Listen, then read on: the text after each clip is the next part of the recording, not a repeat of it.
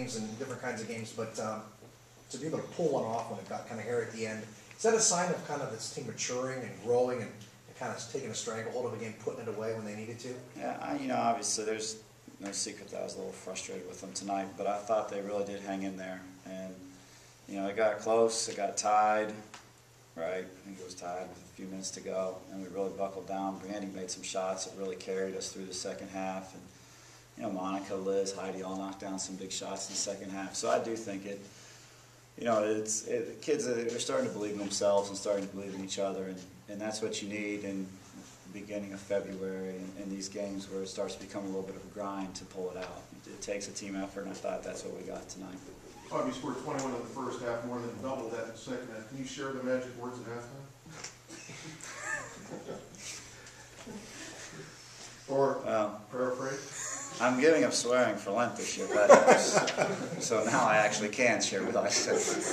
I mean, it's about energy. When this team plays with a lot of energy, they're a pretty good team. And when we don't have energy, we're not very good. And I don't think we got any better shots. I think our level of focus was much higher. I thought our sense of urgency was much higher. And again, that's part of the process of being ready. Good teams come to play every single night as best they can. And I don't know that we came to play as best we can. I thought we played pretty good basketball at times tonight, but I don't know that we had the right mental approach for 40 minutes, like maybe we had the last couple of days. Coach, would you attribute that to being this is a game you were supposed to win maybe for the first time in a long time? Where people expected you to win this game based on records? Yeah. I mean, I think it's not a position that we're regularly in. We're usually in a position where people think we're going to get killed. So it's a little bit easier to be ready to go and have a little bit of a chip on your shoulder. And again, I think success is something that we're learning to deal with. We don't have a lot of players that have what you would call a lot of college success on their resume.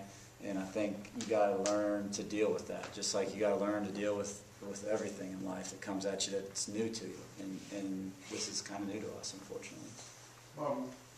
The level of play in the second half, is that the case where you have Green Bay at the top and then everyone kind of filters down, where you guys are in the conversation now a little bit with postseason? I know there's plenty of basketball left, but do you feel maybe you're turning a little bit in that direction where they're gaining confidence? Well, I think we're getting better. I do, and sometimes it's hard to believe, but I do think that we're getting better every time we play basketball. And this is, as Chad mentioned earlier, it's a game that you win, and you grind your way through it. It wasn't pretty. It wasn't a bunch of three-pointers going in. It wasn't a lot of real good drives to the rim.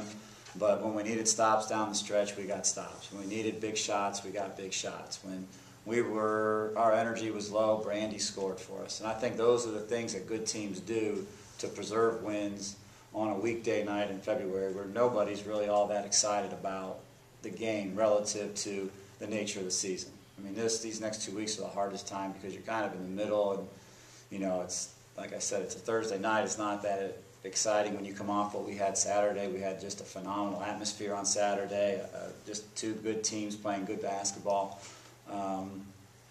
So being able to win this game is a good win for us. We aren't giving any back, that's for sure.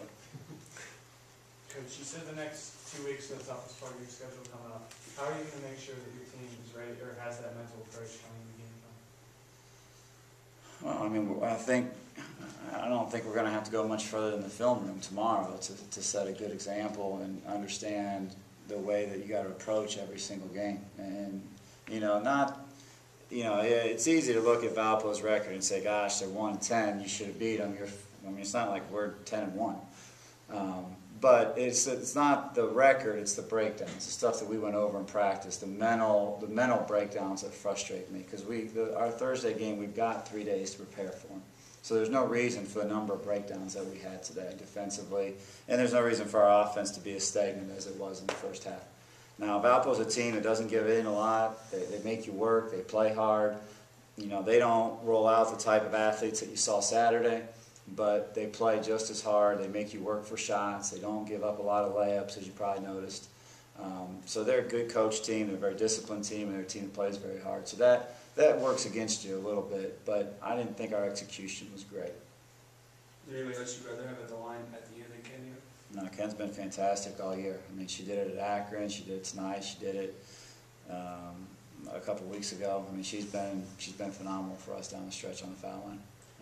Bucknell, I guess, was the other one. They only played mainly 5 girls, 6 overall. Is that something you were expecting coming in? Well, they've been banged up all year. They've played 7. I think they're traveling with 8. I think they had 7 or 8 to go. They played 6 or 7 against us at their place. I mean, they're going through some things, just trying to get kids healthy and things like that. And it's tough, but I mean, the 5 that they put on the floor, they play their butts off the whole time.